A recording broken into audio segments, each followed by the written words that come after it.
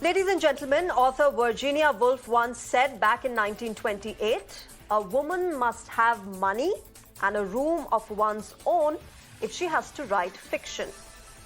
What she meant was that a woman must have her own space where she can be comfortable, at ease, and be free to do her own work. Now let's talk about childbirth. Becoming a parent, most of us would agree, can be the most exciting as well as the most terrifying times of one's life. The birth of a baby is a life-changing moment, one that is bound by love and hope. And if you're a mother, you would know that nothing else matches the moment when you lay your eyes on your baby for the first time. But if you're a working mother, I'm sure you've had some or all of the concerns that I'm about to list out right now. Will I be able to rejoin work once the maternity leave ends? Will my promotion be affected by this maternity break? Will my male colleagues get more appraisal than me? How will I balance taking care of the baby and office work? Who will look after my child when I'm at work? All of these very legitimate concerns amid your body still recovering from a 9-month-long pregnancy and a harder childbirth, possible postpartum depression, sleepless nights, understanding the baby's needs and your own needs. Why am I talking about all of this today? Because in a rather progressive and helpful step, the Citi Group is giving its female employees in India an option to work from home for 1 year after their 26-week maternity leave ends. Expecting mothers can also work from home in their last trimester. This, remember, the company says, is an effort to retain its women workforce. Remember, this comes at a time when women with children under the age of 6 make up for about 49% of the workforce around the world, as opposed to 97.2% men who have children under the age of 6. And after motherhood, in India, 50% of the working women leave their jobs to take care of their children by the age of 30.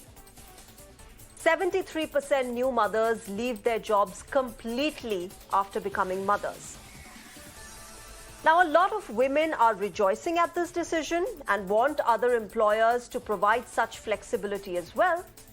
But there are several others who suggest that the pressure on women will increase with this kind of an option, because then they'll have to look after the baby, her own self, her own work, and of course the household chores that she's expected to do.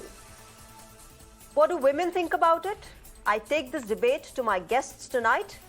I'm joined by Rituparna Chakraborty, co-founder and director of Team Lees; Sonika Aaron, founder Marching Sheep; Talishre, advocate; and Zainab Sikander, columnist, joins us. All of you women, good evening, namaskar. Thank you very much for talking with Mirror Now. Zainab, I'll come to you first because you're a new mother. You, I believe, have a 9-month-old little baby girl. First of all, congratulations to you and your husband. Thank you. You know, what do you think of this decision, Zainab? What do you make of this decision? Do you find it helpful? Do you think it's going to increase the pressure on women? It's extremely helpful. Trust me, I am in the throes of, being a new mom and taking care of a newborn and now, an infant who's soon going to be a toddler. And the amount of healing that I needed and also that my baby needed, because we often forget that children are also developing at such a fast pace that they constantly need the care and attention of the mother. Now, besides the basic stuff that we speak of, household chores, mother healing, postpartum, depression, postpartum healing, and the child needing, the mother, be it even breastfeeding or a formula-fed baby, leaving all this aside, there's actually real scientific research behind a mother and a child being together once the baby is born and up till 6 months. And the reason for that is that the mother and the child both, their cortisol levels, which is basically the stress hormone, it increases a lot when the mother and child are away from each other. And this is up to 6 months, and there's very little research on this, but the research that has been done shows that the stress increases if the mother and the child are away. So it's not only sad that a mother has to be away from a young child, it's also very bad health wise and psychology wise, for a mother to be away from a child. So it's one of the best things I have actually heard that has been implemented in, an industry, which is cutthroat, which is the banking industry. And it will actually give a better opportunity to women to, show their talent while they're working from home. I mean, COVID showed us that working from home is actually something very practical and real. So why not extend it to women, who want to be mothers, but at the same time don't want to, waste their talent and waste their aspirations or, their dreams. So it's a really welcome policy, and I hope more workplaces and industries take it up and give this kind of, maternity leave and maternity opportunity, once a woman becomes a mother, to women. Okay. Sonika, coming to you, what do you think of this decision? Zainab said that in her own, through her own experience, she has felt that this is a great decision. This is going to help mothers, and why not? While you're taking care of your baby, you also get to continue with your work. You don't need to take a break as we have conventionally after becoming mothers. We go on that break and we have that fear that, we're lagging behind from our male counterparts. So women who have not become mothers, they've gone ahead and we've just sort of taken that professional break and we've lagged behind. Is that a question for me? Hello? So this is for Sonika. Sorry, did you ask? Yeah, Sonika, sorry. can you hear me? Yes, I can hear Yes. you, but your voice broke in between, so I wasn't very Sonika, clear go if ahead, you'd please. asked. Yeah. So I'm a little conflicted on this issue. See, first of all, I think the way it has been presented is that it is in line with a government advisory, which came out in the year 21, when COVID wave 2 was in place. So it had come out, the advisory had come out saying that it should protect vulnerable pregnant women or feeding women against COVID infection. So, and it was an advisory saying that state governments should work with employers, and in case there are positions which lend themselves to work from home, this facility should be extended to those nursing women. So that is one. Second, I believe that when you extend this to only women who are nursing only after maternity, you somewhere fortify the stereotype that parenting is only a woman's job. All the effort which is being done to say that a man or a father is equally responsible for parenting, all the work which is being done to say let's have parental leave and not just maternity leave, all the work which is being said, done to say why just have the term working mothers when there is no term called working fathers, all of that will go to naught. All the stereotypes that are there around working women will go to naught, and we'll go 10 steps back with decisions like this. See, it is not just about having women representation. It is about equity and inclusion. When we have policies which create a tacit divide between the two genders, We cannot have two genders coexisting. Tomorrow, a man might say that, listen, I want to be responsible for my child after 6 months. Why can't I have work from home? I travel from very far. I want to take care or be or partake in parenting. Even I want work from home. Yeah. Is that making Yeah, sense? yeah, absolutely. Fair point, Sonika. Yes, absolutely. It is making sense and it is making good sense. In fact, while I was, reading up on this and talking to people about this, I talked to a lot of my own female friends who are mothers, they had this point too. They said that it's a great decision, it should come about, but what about the responsibility of the fathers? Why are not they also held as much responsible as the mother? Rituparna, do you agree with this? Also, do you think that, because you come from Team Lease, which is a job portal, do you see that kind of discrimination taking place among, women while recruiting women? That if a recruiter sees that you're a new mother or you are a mother, if at all you're a mother at all, that sort of reservation still exists in 2023 when companies recruit women. Thank you so much, Shreya, for having me on the show. Of course, at the sound of it, this whole policy sounds extremely interesting, inclusive for that matter. But I think let me just share with you because I think my previous panelist did allude to it about the maternity benefit amendment that happened recently. So at Team Lease, we did 2 studies around it. We did one, which is exactly 12 months after that act modification was done. And we followed it up with another one, which again was done probably 24 months down the line. And the interesting part is that if you look at it, the technicality of the changes made where India became the only country in the world where women are entitled to 6 months of maternity leave paid by the woman's employer, the mother's employer. Of course, I mean, women need to nurse their babies. United Nations also talk about it for 6 months, and it's good for the child as well.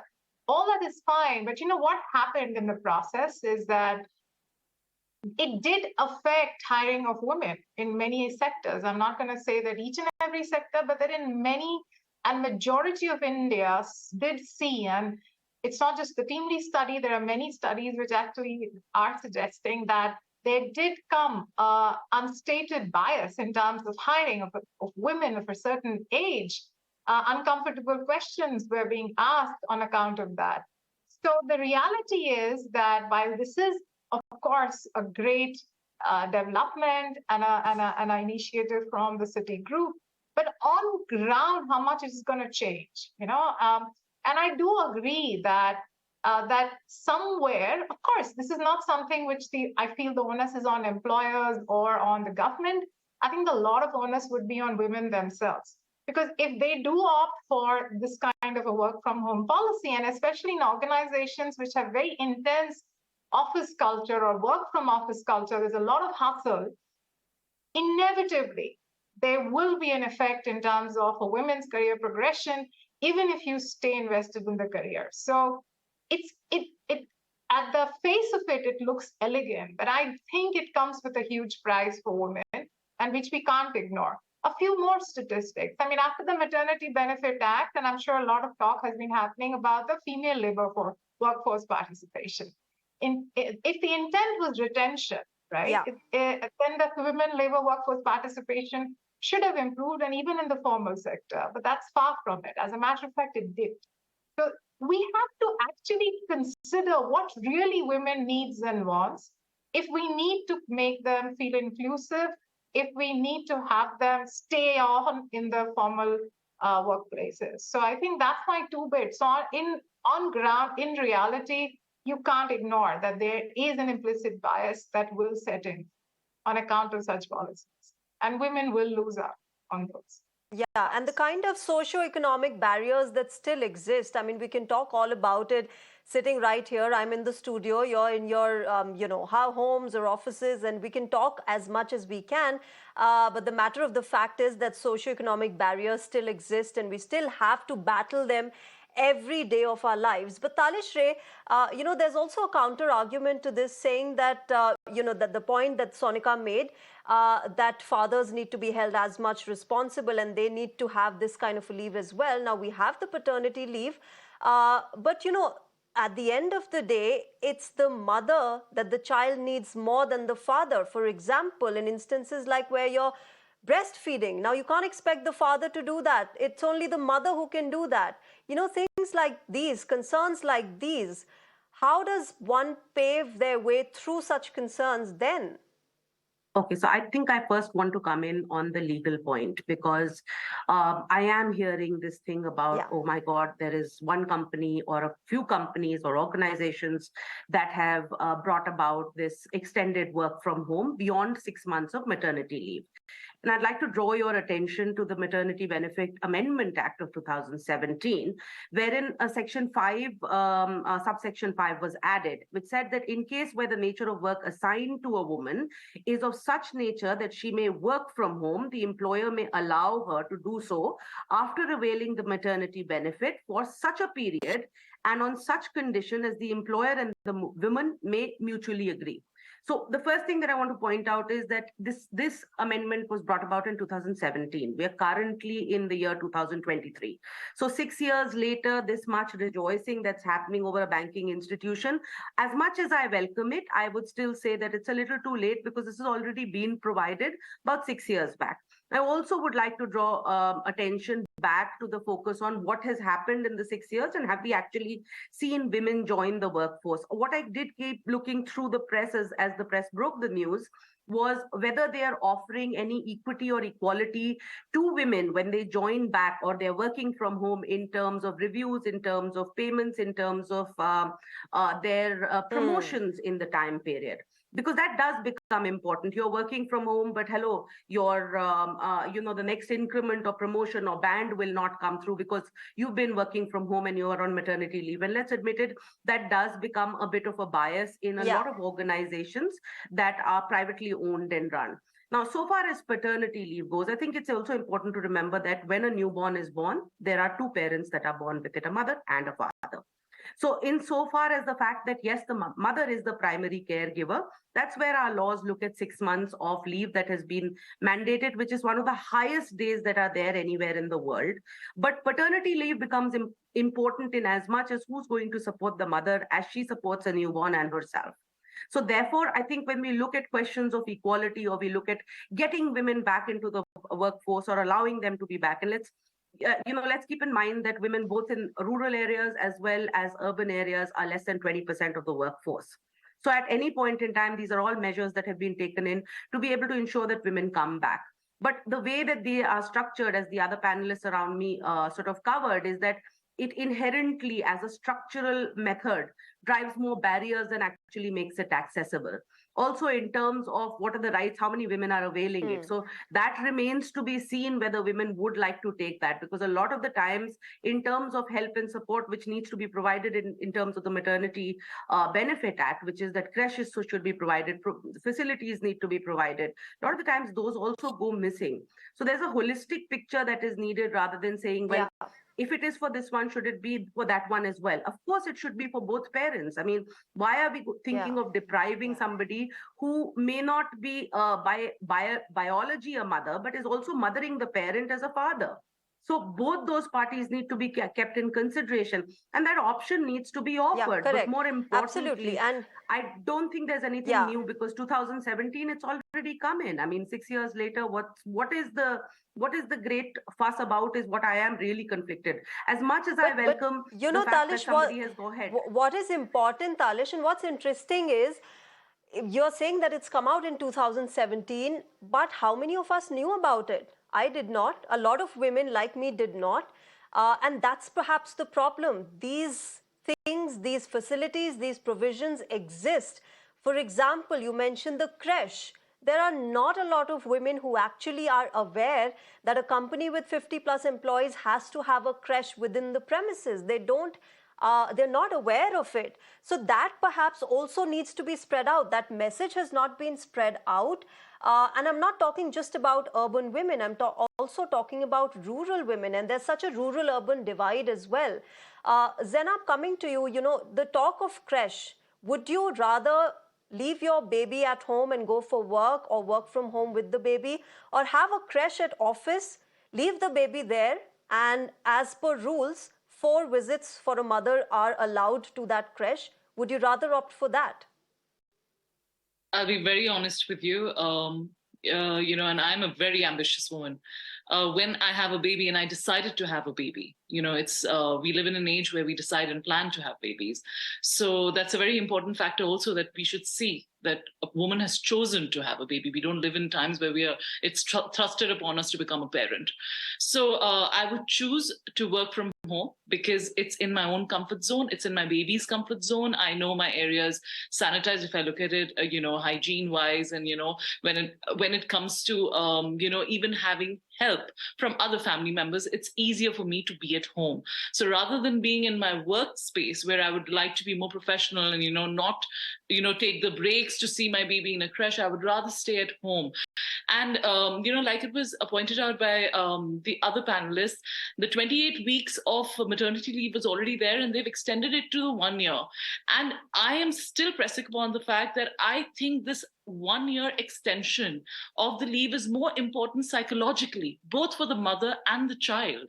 I mean, we're going in for too many technicalities, where we are talking about the actual care of the baby. But what I would like to see as a new mother is actually the psychological aspect of a mother being in her own comfort zone, being comfortable with her child, giving all the time that she needs to the child, but at the same time being able to work. And that is, I think, a very significant aspect. We're also talking about paternity leave.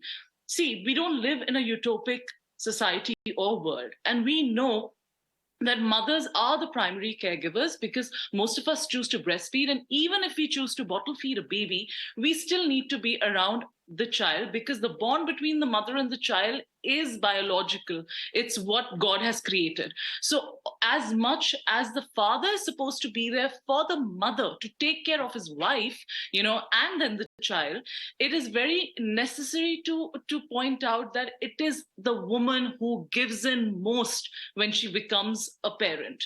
No matter how many people you have to help you out, it is the mother who has to put in the extra effort, the extra mile, to take care of the child. So this kind of a maternity leave is basically setting a very good example, like I said, for other companies to follow suit, because it will really help women to have it both, to have a personal life and to have a career. Yeah. But Zainab, what about then the counter argument that for a lot of women, this perhaps is not a choice because they're not living in a nuclear family setup. They are living in a joint family setup where perhaps the work pressure, the household pressure, the household chore pressure might increase when they're at home.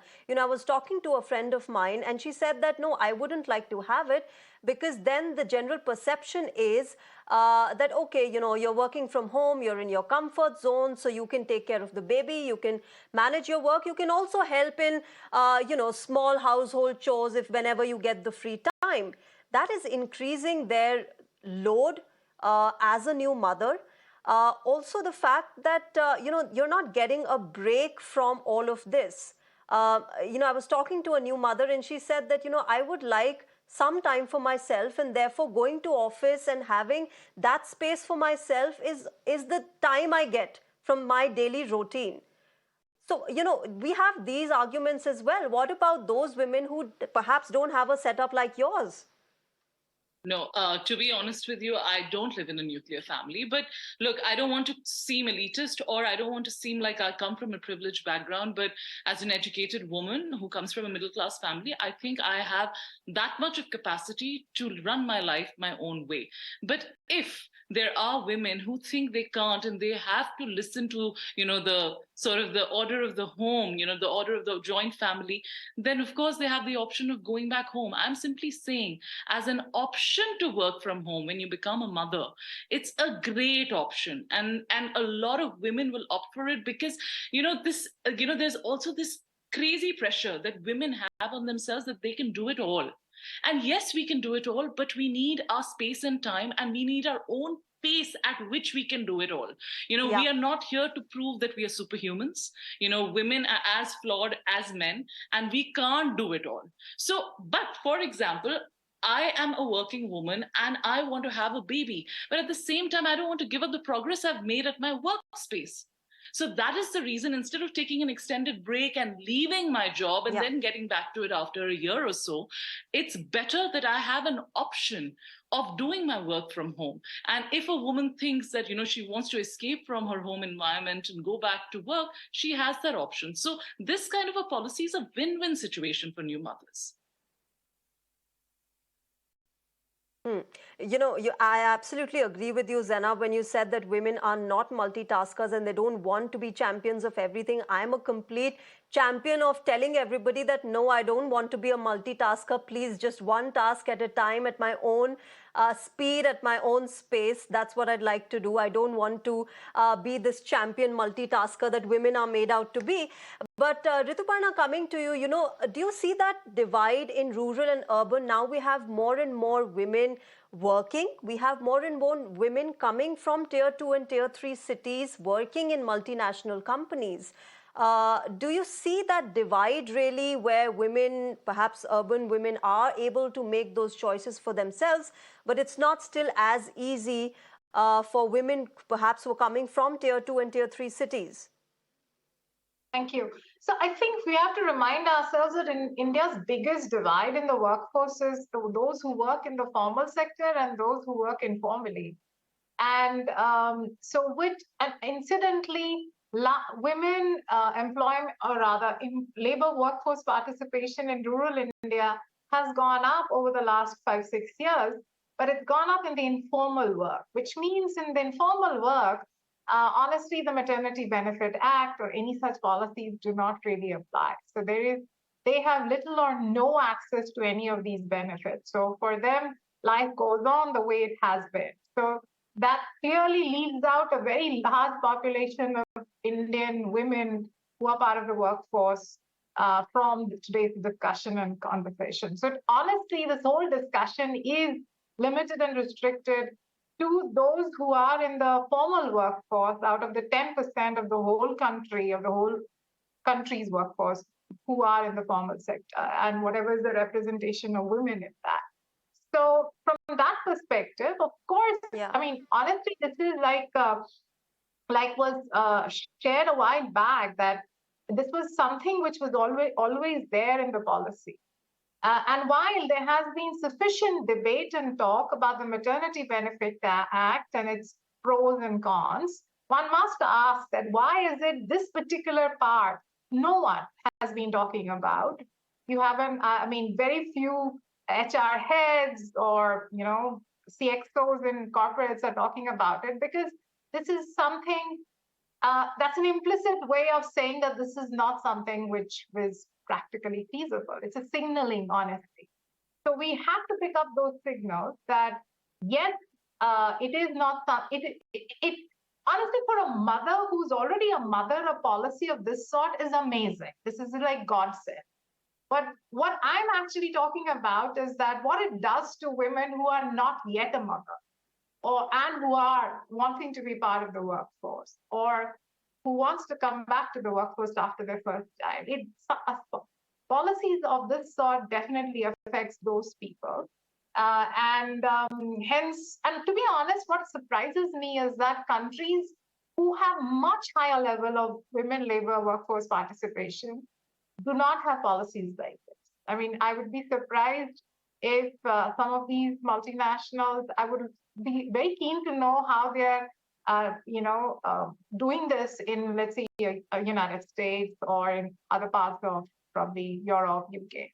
So I think we have to keep in mind where India is in terms of, and women in India are in terms of their participation in the labor workforce. So I know it's a choice, and I completely agree with my panelist when she says that it's a choice that she has made.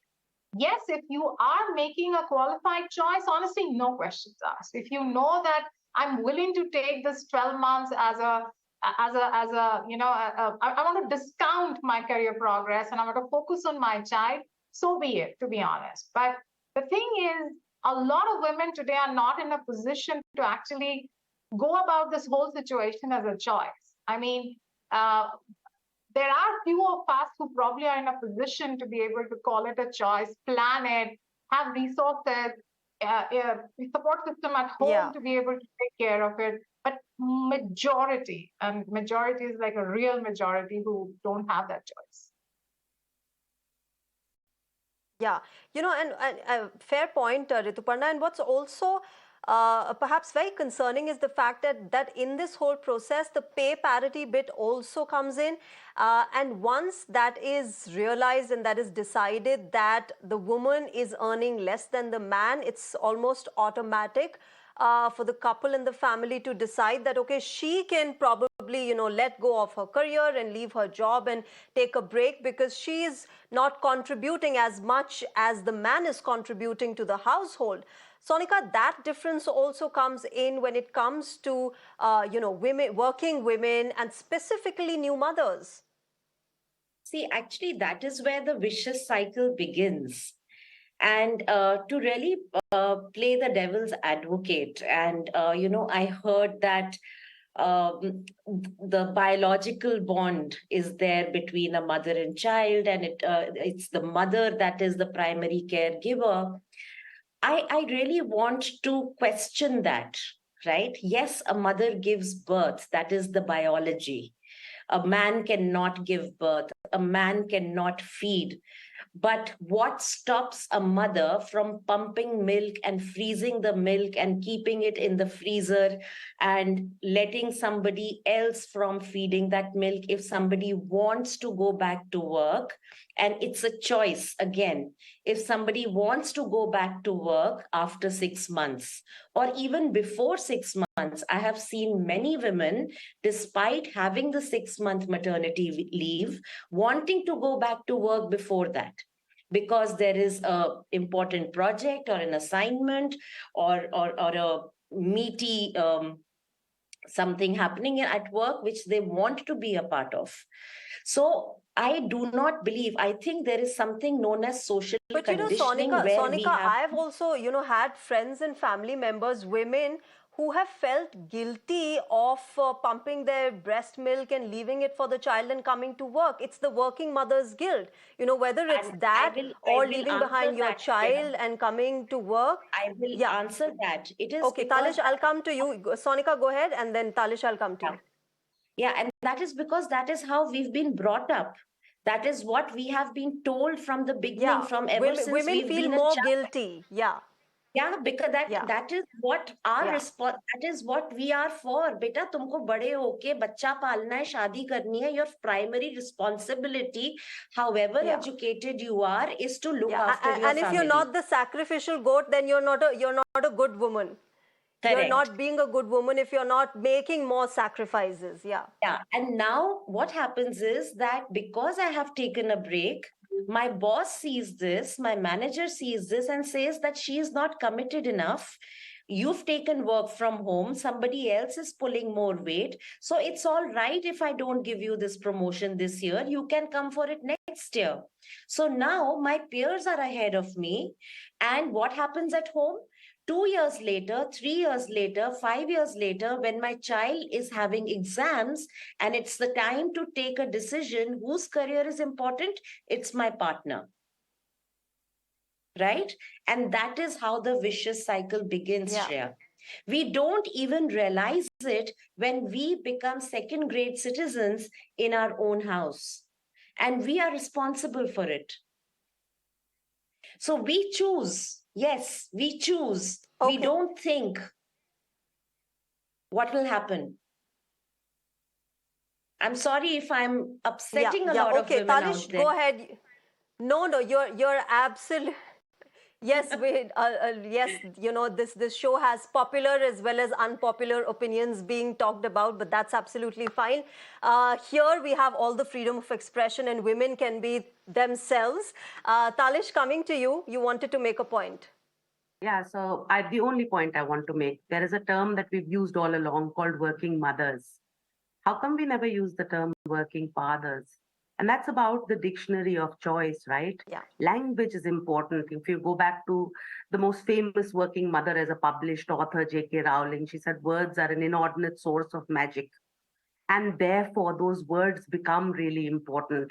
So far as societal guilt and other things are concerned, I think Sonika dealt with it really well in terms of whether there are choices, whether those are choices that are inherently made or there are biases that we already carry within us. After all, when you go even to a nursery school or start with preliminary, primary, kindergarten material, go back to any book. Maa khana banati hai, maa ki roti gol hai. That's how early it starts in terms of genderization.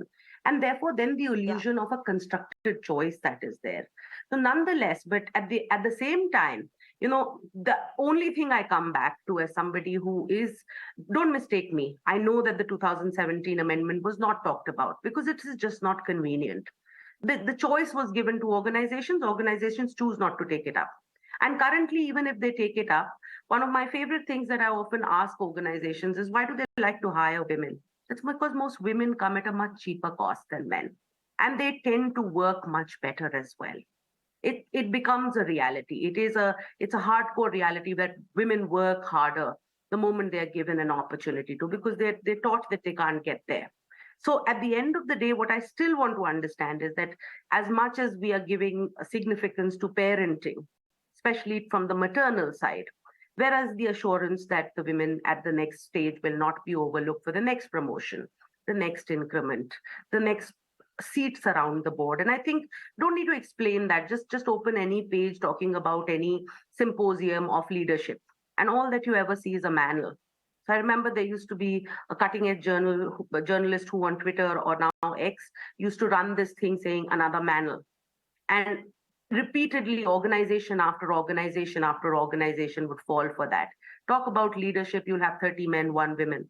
Where did they disappear? Where do the women disappear? They disappear because we have these structural biases, we have these inherent internal biases. And we like to fall back on the law as and when it chooses us. Even in terms of the language of the 2017 amendment, the choices that it gives, it says may, the employer may. There's a choice. You may want to do this, you may not want to do this. It is half-hearted even in terms of its commitment, though it's a first step in the first place. At least that provision has been provided. And in 21, when COVID came about, there was an advisory that was issued again by the union ministers for the states, saying you may want to look at it because you see it's unsafe. We don't want more people falling sick. And what's unfortunate, Talish, is the fact that only 16% women actually advance post-motherhood, and they advance to whole senior leadership positions across companies. That is something that needs to be changed. I'm going to have to wrap this up here. But thank you, ladies. Thank you very much for coming tonight and sharing your perspectives. This is still an option for new mothers, so the choice still exists, like the choice exists for women to do what they like. And I'm glad that you all came and shared your perspective. Thank you very much, Rituparna Chakraborty, Zainab Sikander, Talish Ray, and Sonika Aaron. Thank you very much for joining us on Mirror Now tonight. All right, with